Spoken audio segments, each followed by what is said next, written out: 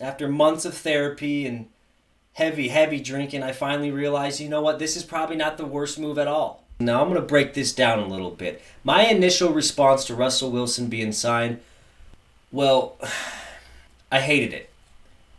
And it wasn't necessarily due to his performance on the field as much as it was my hatred for him. Now let me break this down.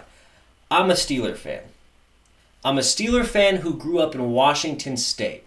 Okay? In 2005, when the Pittsburgh Steelers beat the Seattle Seahawks in the Super Bowl,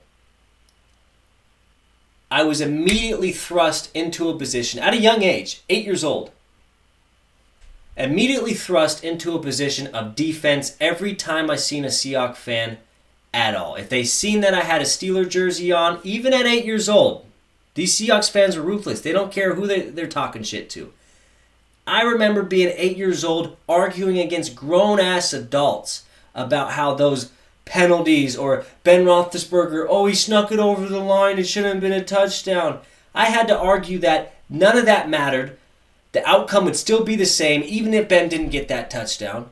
Even if a couple little penalties didn't occur, the outcome would still be the same. So I grew up hating Seahawks fans. And because I grew up hating Seahawks fans, in turn, I'm going to hate the Seahawks too. So time went on. It's from 2005. And from about 2008 to about 2012, the Seahawks were trash. Terrible. There was no 12th man walking around. There were no Seahawks jerseys. There were none of this. Nobody. I went to school with guys who were fans of other teams because simply they could not root for the Seahawks because of how bad they were. Then the big boom. The big bang happened for Seattle. Russell Wilson, Richard Sherman, Cam Chancellor, the Legion of Boom. Everything started to come together, and guess what? They started to become a competitive football team. And you know what happened?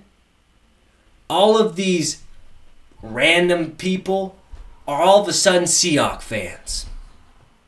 All of a sudden, the whole fucking state is lit up with Seattle Seahawks fans. Bandwagoners. People who weren't there when Tavares Jackson was leading them at the helm. People who weren't there when they had to deal with a guy that looked like Jesus, Charlie Whitehurst, was leading their team. You know what the worst kind of person is in sports for any diehard sports fan out there who loves the team? You know what the worst kind of person is? A bandwagon fan. And we were full of them here in Washington State. Absolutely full of them.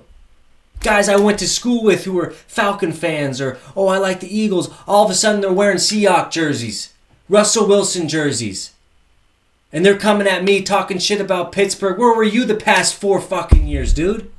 I've been a Steeler fan since I was fucking 1 year old. You're a Seahawks fan because now you guys have a winning record?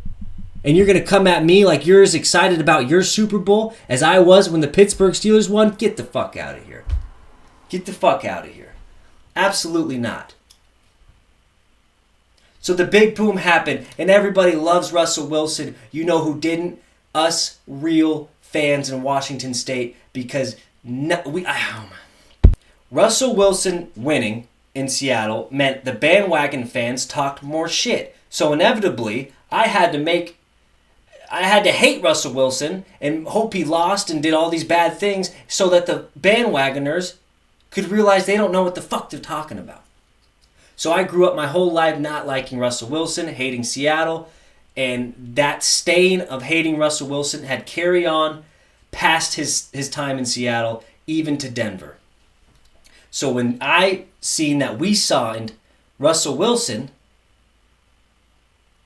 I was thinking, Jesus Christ,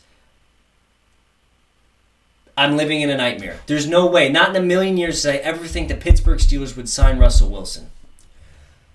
So initially I was pissed. This is a waste of time. This is a waste of money.